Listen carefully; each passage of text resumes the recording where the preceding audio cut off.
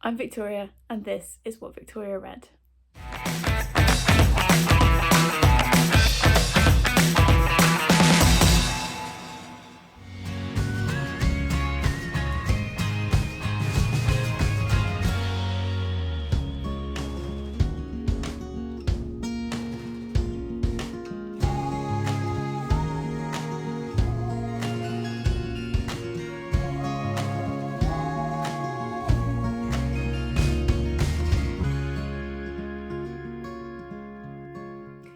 Hi guys, welcome back to the channel. Today is the 8th of October and this is the first time this month I have had time to sit down and chat to you.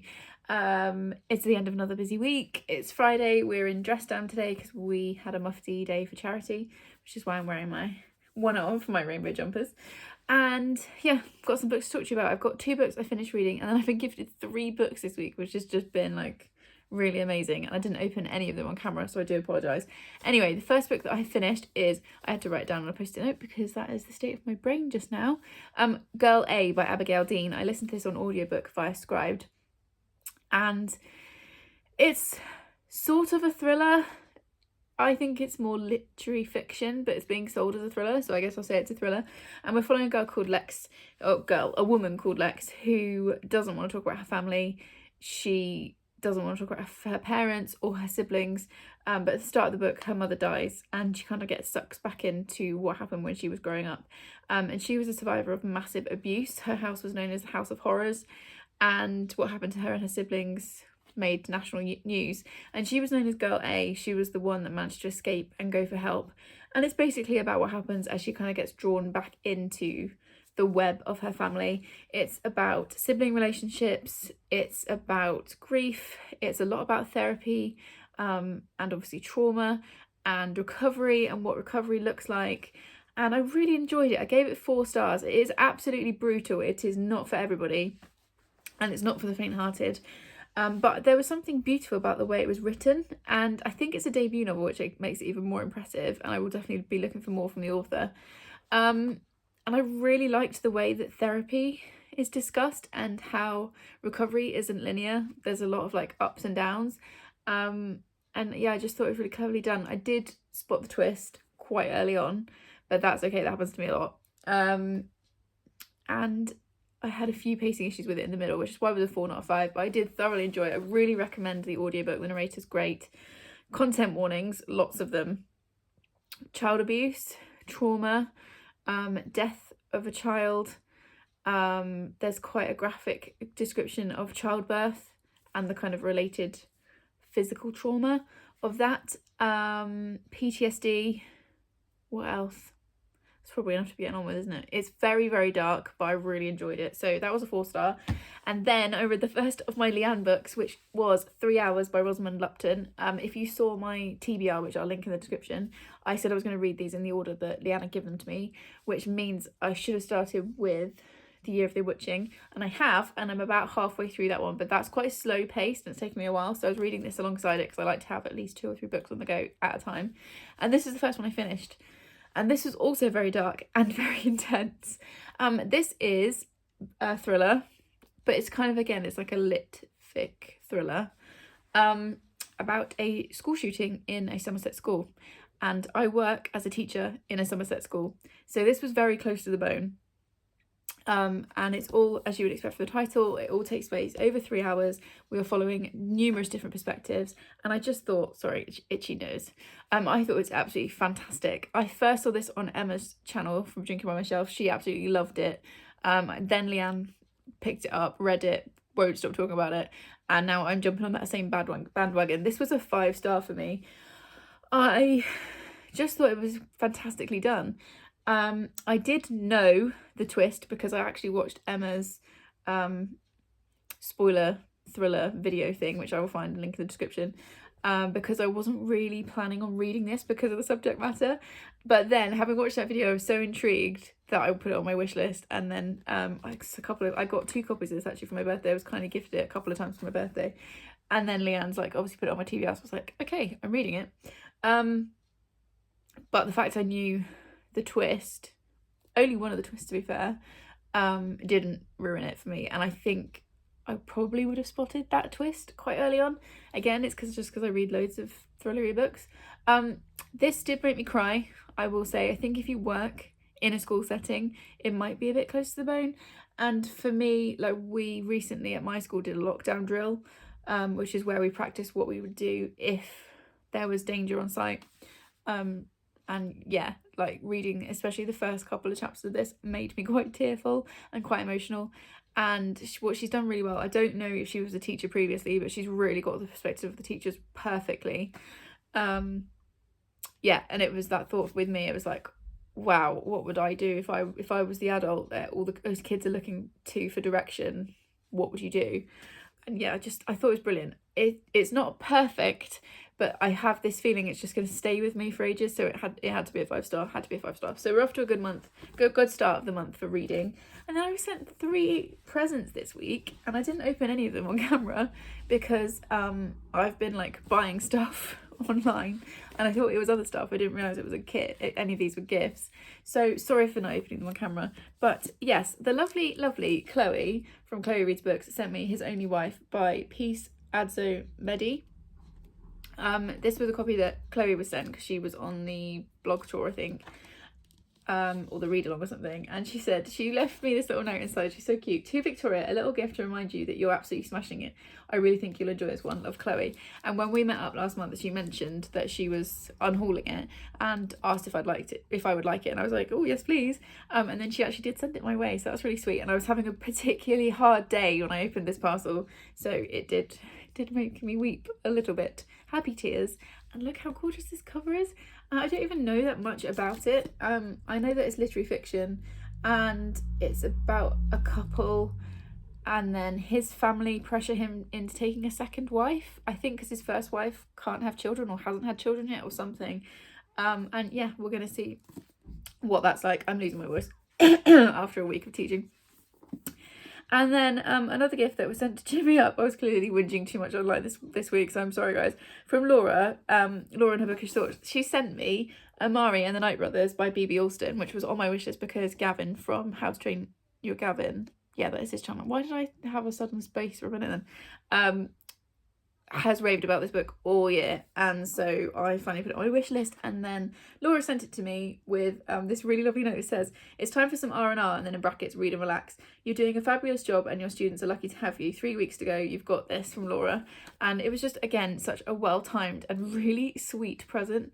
So yeah, thank you for that, Laura. That was fab of you. And then yesterday, one of my lovely Booktube besties, Charlotte from Charlotte Lucy Loves, sent me The Lock-In by Phoebe Luckhurst. I saw Leanne Rose talking about this, and basically I've been off sick for a day and a half this week with a tummy bug, which I picked up from the year 7s. So Charlotte sent me this to cheer me up. And I think it's about a group of housemates who get locked in the attic by accident because there's a water leak or something, and it's about what happens upstairs, up there. It's a hilarious story of housemates, hangovers, friendship and dating as Ellen, Alexa, Jack and Ben discover that the worst ever morning after the night before really looks like. So I think this will be fun. I think this will be different to my usual like doom and gloom stuff that I read. I hadn't taken the dust jacket off. I mean, is that not one of the most beautiful naked hardbacks you've ever seen in your entire life? That's the gift note. Like, I mean, okay, and now I'm even more excited to read this. Yeah, I feel like this is going to be slightly out of my usual comfort zone, but when I need something kind of like lighter and easier, I'm hoping that this will do the trick. So yes, it's been a very busy week, but I have managed to get some reading done, although being off sick did help. And I've been sent some very lovely presents. And now I'm going to go and open a bottle of wine and collapse on the sofa.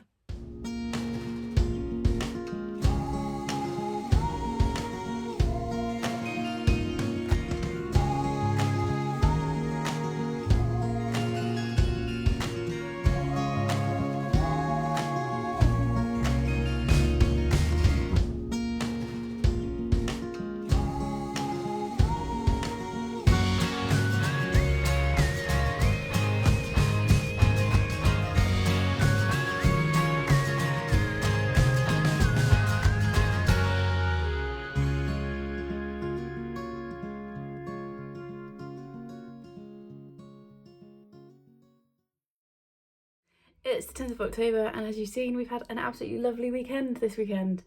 I can't remember if I said this in my Friday night clip, but it's the first weekend all term. I haven't brought work home with me, which may turn out to have been an absolute disaster of an idea next week, but I'll let you know. But yeah, we've had a really lovely time. Went and met up with my mum and her boyfriend, and we took my grandma and obviously Charlie, and we met up and had some lunch, which was really wonderful. Yesterday, and then today we've been out to celebrate my father-in-law's birthday. So yeah, it's just been a really nice weekend of just family and cake and nice food. And I read 2 books. So I read The Fell by Sarah Moss. This is a proof from Book Break. It comes out on the 11th of November. This is a COVID story, and we're following Kate, who is supposed to be self-isolating, but it's 6 days in and the walls are closing in, and she decides to go out one night for a walk across the fell, and she decides, what harm can it do? She won't see anyone. She goes out, she falls, and it becomes a survival story. And I thought this was really, really clever. There may be some people who aren't ready to read this kind of story because it's very focused on lockdowns and the kind of mental effect it had on people. And like, one of her neighbours sees her go out, and it's kind of about like people judging each other, and some of the things that were going on during lockdown. So it might be a bit close to the bone, but I enjoyed this. I thought it was really cleverly done. I gave it 5 stars. It's very intense. Also, Sarah Moss uses a stream of consciousness style, and she doesn't use speech marks, so that's another thing that might not be for everybody, but I really love the way that she writes. This is my 3rd book by her that I've read, and yeah, I thought it was fantastic. Very intense, very claustrophobic, brilliantly done. And like I said, it's out on the 11th of November. And then I finished the 1st book from my Leanne TBR, which is The Once and Future Witches by Alex E. Harrow. This was really fun. I gave it 4 stars. I can see why Leanne wanted me to read it, and I can see why she enjoyed it.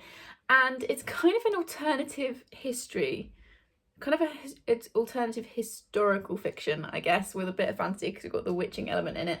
We're basically following 3 sisters, and I think it says on the back, there's no such thing as witches, but there will be. And I don't really want to say any more than that because I feel like it's one that you should definitely just pick up and go into quite blind. It is one of those very much like feminist, kind of makes you want to go outside and like howl at the moon kind of witchcraft books, and I was definitely cheering them on, especially through like the last third. I did find it to be quite slow. It's very character driven, and I think I would have liked it even more if we'd had 1st person perspective rather than 3rd. But I thought it was really clever. I really like the way magic works. It's all around like natural magic or like earth magic, and you've got the relationships between the sisters, and they're all really different. It's also queer and sapphic, and yeah, I really enjoyed this one. It is a chunker, it's over 500 pages, but I did thoroughly enjoy my time, and I'm still not over this cover. It's just absolutely glorious.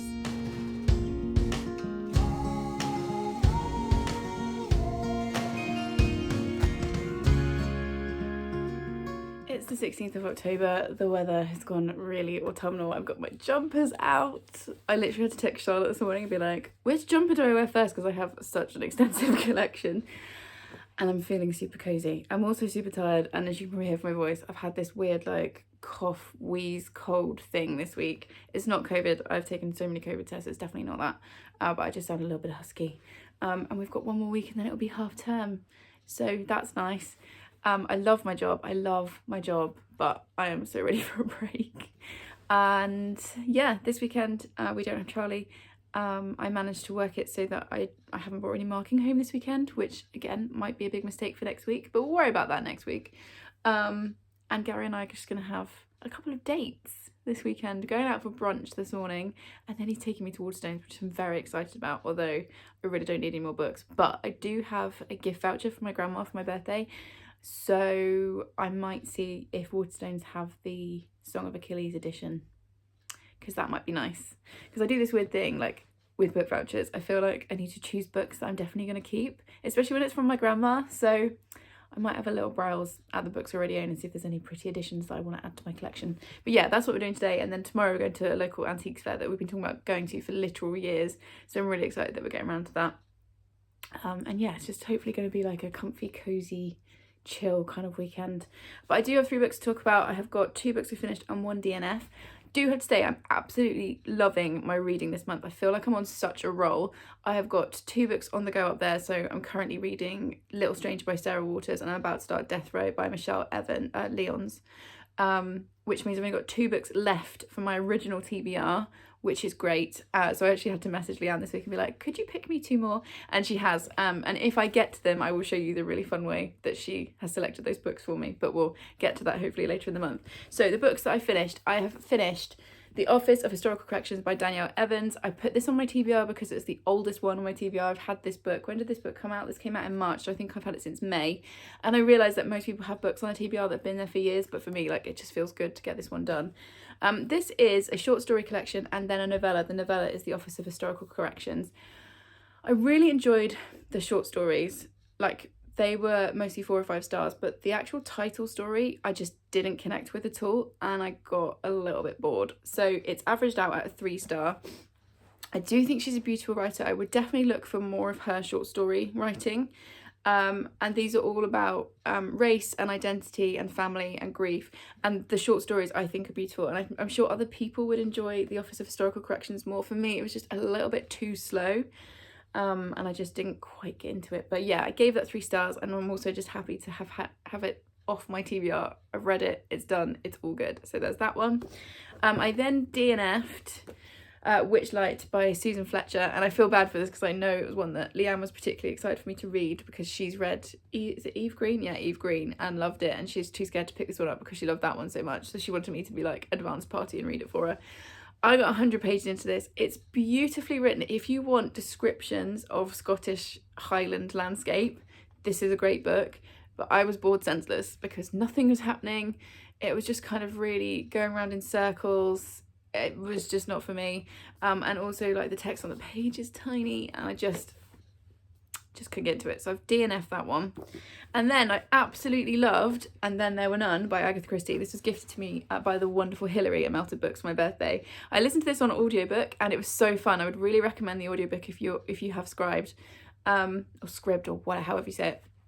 This I gave 5 stars, which is the first Agatha Christie I've given 5 stars to. It's definitely my favourite of her books that I've read so far. And this is a standalone. I think I said in my TBR video that it was the next in the Miss Marple series, and it's not. I didn't realise it's a standalone. Maybe that's why I enjoyed it so much. We have 10 strangers who are gathered on an island and people start dying. That is all I'm going to say to that. I really enjoyed this. I did spot the answer to the mystery fairly quickly, but that happens to me a lot, so that's fine. But it was just really fun. You get really into people's backstories. It's all really psychological. It's all about guilt and what makes someone guilty. And I just thought it was brilliantly clever. So it was 5 stars, definitely from me.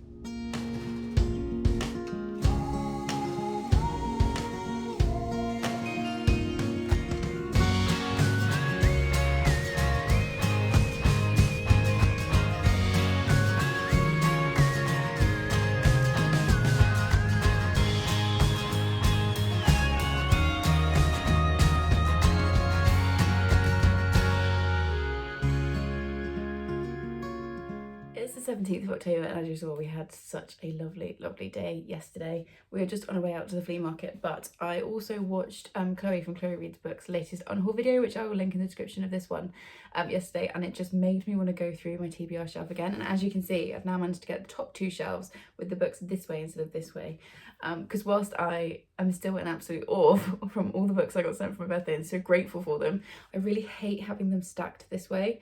So I'm very happy to have the top 2 shelves back to normal. But yeah, I went through my TBR shelf and I've pulled out 4 books I'm going to unhaul. 3 were from publishers, 2 I did request, 1 was sent unsolicited, and then 1 was a gift from my last school placement that I just don't think I'm going to read. So they can go out into the world. So let's do the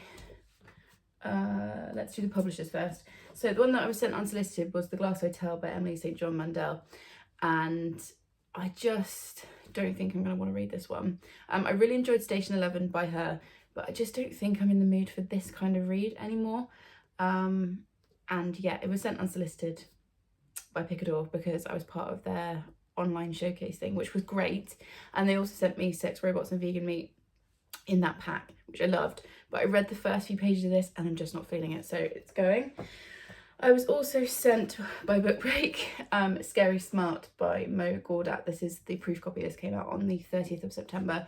And this is all about like technology and how technology is going to take over and the things that could happen, the future of AI. And again, I think it sounds really interesting, but I've read the first few pages of the introduction and I'm not really feeling it. And also, this probably sounds stupid, but my anxiety around technology and like things that might happen in the future is quite bad.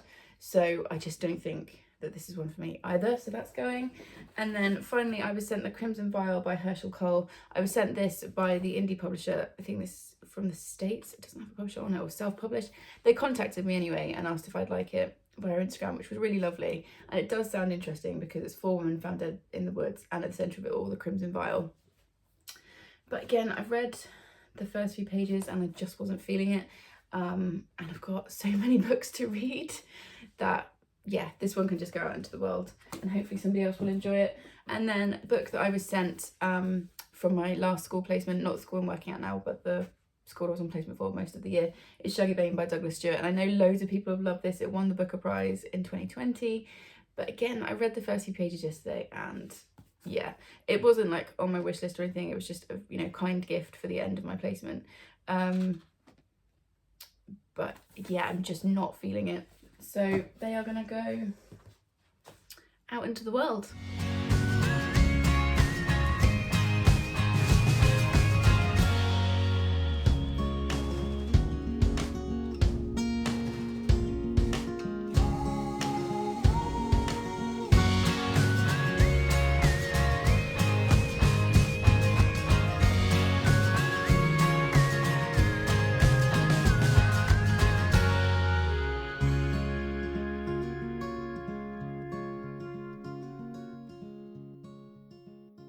It's the 23rd of October and I look tired. It is now the end of term though. Finally, 7-week terms are too long, it's too much.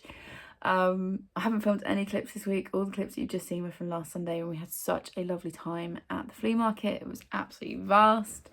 Got a load of Christmas presents, which was great. I wasn't really expecting to find much, but we came home with a carload, so we'll definitely be going back again when it's on next, which I think is in December or January. And yeah, I would really love to show you what we found, but obviously they're Christmas presents, so I can't. But you know when you see something and you're just like, that is for that person. It was that kind of situation. Yeah, this week has been another intense one. The whole term, I was kind of thinking about it last night, has just been such a roller coaster. But I'm actually, I don't say this very often, but I'm really proud of myself because I have managed to teach 200 kids a week for 7 weeks. I've managed to get them all through their midterm and their end of term assessments. Not that I teach for assessments, but we have to do it. I've managed to mark all of that and I haven't lost my mind entirely. So yeah, I was feeling a bit emotional last night because it was like, yeah, I've actually managed it. Just got to do it 5 more times now this year. But we'll think about that later. So yeah, Charlie and I are now on half term. And I'm with him all week, and we've not got loads planned, but we've got a few little things, trips to do, and I need to get my flu jab on Monday. I will film what I can, but obviously I don't put him on camera, so that might be tricky. But it's just nice to have a week of no 5:45 a.m. alarms, because it's very intense, especially when it's pitch dark when I leave the house. So yeah, looking forward to that. Unfortunately, Gary isn't off with us, which is sad times, but the boy and I will have a good time, and it's good for us to have some time, just the two of us. So yeah, that's this week coming. I have one book to talk about and then some bookish post. The book is The Little Stranger by Sarah Waters, and I've DNF'd this. I got halfway through and I'm really irritated because the first 60 pages I couldn't put it down and I was convinced it was going to be a 5-star read, and then nothing happens, and it's like really long chapters, like 50-page chapters, and just nothing was happening. So yeah, I had to message Leanne and I was like, I'm sorry, but I'm gonna have to DNF because I'm bored senseless.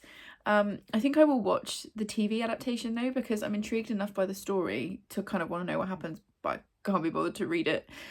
We're set in 19 something, post-war England, and there's this huge like manor house that's basically crumbling around its owners, and the new doctor of the village starts to go there to look after the family, and stuff starts happening, but it wasn't happening quick enough for me to want to keep going, and it's a beast. It's over 500 pages, so not a great start for my first Sarah Waters. I do also have Tipping the Velvet on my TBR, and I'm slightly nervous to pick that one up because yeah, this was not for me. And then how do I show you this without showing my address? Let's do it like this. This arrived from Leanne at Literary Divergence, also known as Focus. No, it doesn't want to focus. Novel Menagerie. And it's been sat on my bedside table for the last 2 days, torturing me, because I want to do like a full video where I unbox this, which is from her newest launch, and I want to show you all of the bookmarks that I have from Leanne in my collection, which is a lot. But I have no idea when I'm going to have time because I've got Charlie with me this week, so I need to try and squeeze some filming time in, because I haven't posted a video at the time of filming this for 3 weeks. And whilst I really did need that break, I also miss it, and I really miss chatting with you guys, and I miss having content going up and all of that stuff. So I do want to try and squeeze some filming in this week, even if it's just that one video for Leanne.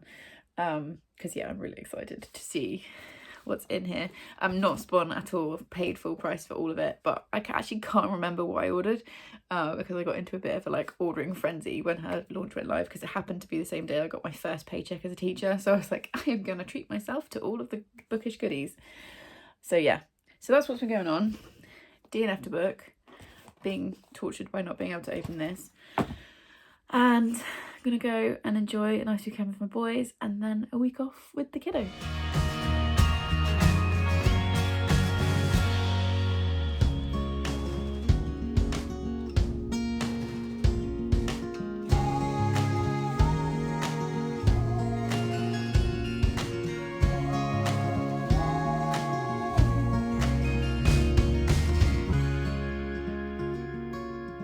It's the 25th of October, and I cannot wait to have my hair cut tomorrow, because this is not ideal.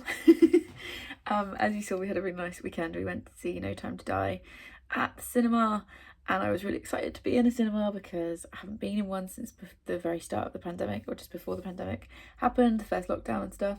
I was really excited to be there, managed to get pick a mix, and then I realised one of the reasons I hate the cinema is other people. It was really full. We were the only ones wearing face masks, which was concerning. And then there was a couple sat next to me who just talked the whole way through the film, just like making predictions and stuff. And I just thought, you are not in your lounge. I realised like we've all been at home for the last 18 months or whatever. So maybe people have forgotten how to human outside of the house, but we're not in your lounge. Can you shut up? I mean, obviously I did nothing about it because social anxiety, but yeah, that was fun. And then there was a teenage girl who was a couple of rows ahead of us and on the other side of the aisle who just watched TikTok on her phone the entire time. So that was delightful. Yeah, other people, seriously.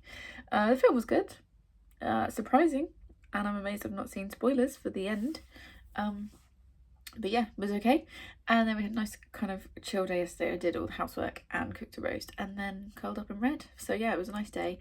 Charlie and I are going into Bath today. I have to have my flu jab, which I'm very lucky to get for free because I'm a teacher, but I'm super nervous because I'm really needle phobic. So that'll be fun. I'm also worried that I'm going to feel rubbish tomorrow because I do tend to get every side effect going. So I've not planned anything for tomorrow. We're just going to chill at home, and then the boys are going to go and play badminton in the evening whilst I get my hair cut. My friend Sam's going to come around here and cut and colour this mop, which definitely needs it. Yeah, so we're going to go to Bath. I'm going to get jabbed. We're going to go to Waterstones, obviously, and then we're going to go out for lunch, which will be nice, and then come home and have a chilled afternoon because we're both really tired, and it's my half term as well as his, so we need some time to relax. I need time to read, and he can game. I'm really hoping you can't hear my stomach gurgling because gross. I do have some books to talk about. I didn't just come on to waffle about idiots in the cinema. I finished 2, and then I've had to soft DNF 1, which was annoying, but I'll tell you about that in a minute. The first one I finished was Death Row: The Final Minutes by Michelle Lyons. This was very kindly gifted to me by Kayla, so thank you for sending this my way, Kayla. This is non-fiction, and I think it says my life as an execution witness in America's most infamous prison. She witnessed nearly 300 executions in 12 years working for the prison service and as a journalist. This was really interesting. I gave it 4 stars. I really like the way that she writes. Obviously she can write because she was a journalist. and I found learning more about the process really interesting. What did bother me is it's very focused on the criminals rather than the victims. Like, the victims are mentioned but only in passing, so it'll be so and so did this to this person and then they move on, which is a problematic part of true crime, because it's quite often focused on the perpetrator rather than the victim, and that did bother me. However, like I said, it's well written, it's really interesting, and the whole death sentence debate is a really complex one. We don't have the death penalty in the UK. I think we got rid of it in the 70s, I want to say. So it's not something we have here, and it is a very, very complex issue. And I really liked how she talked about it and dealt with it. So yeah, I gave it 4 stars. It is obviously tough reading in places, but it's also fascinating. And yeah, I enjoyed that one, so thank you, Kayla. That was a 4-star. Then I've had to soft DNF this book, which is really annoying. It's Sunset Swing by Ray Celliston. This is an art copy. It comes out on the 11th of November. That was sent by Book Break. It's absolutely giant, although I think, as I've said before, like, the text is huge. I was excited for this one because it says Los Angeles, 1967. A devil is loose in the City of Angels. I was like, this sounds awesome. It's giving me kind of diviner vibes. I loved the first book, DNF the second one, but anyway, went to pick it up, and it's the 4th in a quartet, which I didn't know when I requested it, so I can't read this because it's all characters that have been built up over 3 other books. So I'm gonna have to put this aside, try and find the first book, see if I like it, and then if I do, I'll obviously work my way towards this one. But yeah, that was sad times. I started reading it and I was like, what is happening? And then looked up on GoodReads, and it's the 4th. So that's a soft DNF for now. And then yesterday, I'm really enjoying my reading this month, but a lot of it has felt really slow. I've read quite a lot of, like, either chunky books or quite literary books that are just naturally going to be a bit slower. So I've decided this week I'm going to alternate my reads with short books as well, to kind of help me feel like I'm achieving something. So last night I curled up with The Tea Dragon Society by Katie O'Neill. This was very kindly gifted to me by Faye. And for my birthday, and it's so cute. It took me about half an hour to read it because I was really looking at all the pictures, and it's about tea dragons, who are like these little guys who grow like flowers or tea leaves or whatever out of their head, and then you can make tea from it, and it was just like the most adorable thing I think I've ever read. So it was obviously a 5-star. I'm trying to find a picture that's not like spoilery, just to show you the art style. Maybe if I pick one from the beginning, like, it's so joyful. Like, every single spread I was like, I want this on my wall, and it's split into 4 seasons. It's just really cute. Like, this is from the start. Yeah, I thoroughly enjoyed this, so thank you, Faye. I had a very lovely 20 minutes, half an hour curled up with this, and I really want to read the next 2. There's 2 more. And this is the kind of graphic novel that I am into, so if you can recommend me anything similar to this. I've obviously loved the Heartstopper series, and then I've really enjoyed this, and I feel like, although I read loads of like dark stuff in my other reading, I feel like I would like cute graphic novels rather than like scary and bloody. Does that make sense?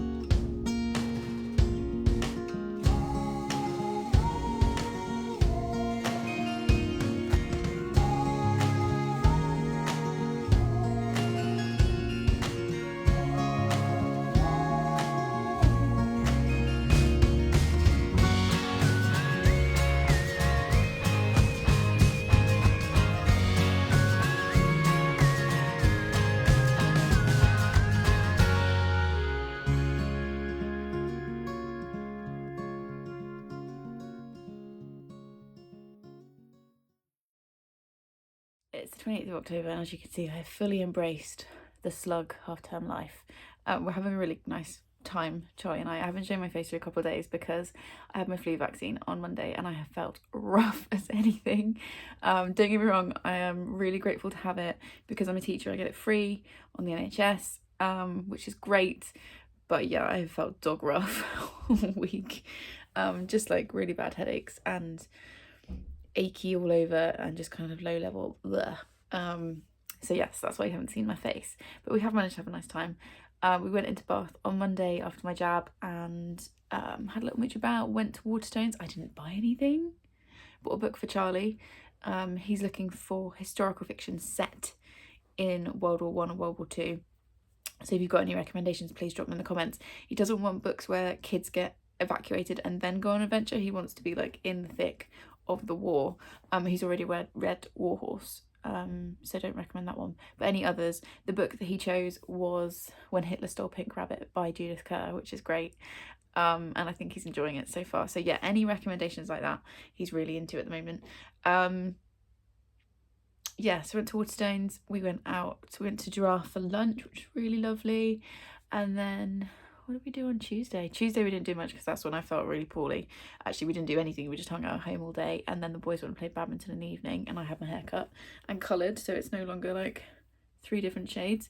I'm very happy with it. It's a lot darker than I've gone for previously, but I actually really like it. And I'm glad it's short again because it got long enough to go into a ponytail, which is definitely time for a haircut for me. So I got to see my lovely friend Sam, which was great because she's my hairdresser, so we had a good chat and a catch up and stuff.